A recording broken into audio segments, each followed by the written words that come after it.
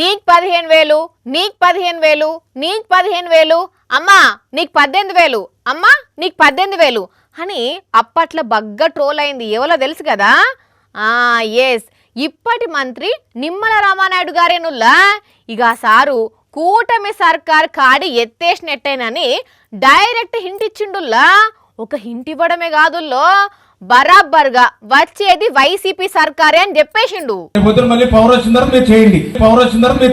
అయిపోయి అర్థం అయిందానుల్లా మంత్రి నిమ్మల రామానాయుడు గారు ఏమని సెలవిచ్చిండ్రో, రేపు పొద్దున మీకు పవర్ వచ్చినాక మీరే గొప్పగా చేసుకోండ్రి అని వైసీపీలకు జవాబు చెప్పిండు.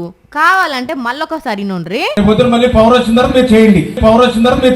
ఇంతకు సార్ ఎందుకు ఇట్లా అన్నాడనంటే, పశ్చిమ గోదావరి జిల్లా పోడూరు మండలానికి పోయిండు నిమ్మల సారు. ఇగాడ జమైన జనాలు వైసీపీలు వాళ్ళ సమస్యల మీద ప్రశ్నించిండ్రు. మాకు రోడ్లు వేయండి, మాకు నిధులు విడుదల చేసి డెవలప్మెంట్ చేయండి అని అందరు అడిగేసరికి ఇట్లా మాట్లాడిండుల్లా.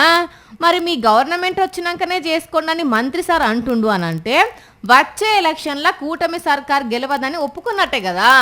మరి చెప్పిన హామీలన్నీ నెరవేర్చలేదు. ఆ సోంటప్పుడు ఎట్లా గెలుస్తాం తీ అని నిమ్మల సార్కి అనిపించి గిట్లా అన్నాడు. లేకపోతే జనాల అభిప్రాయం పసిగట్టిండో గాని మొత్తానికైతే రాబోయేది వైసీపీ అని చెప్పకనే చెప్పిండు ఇట్లా.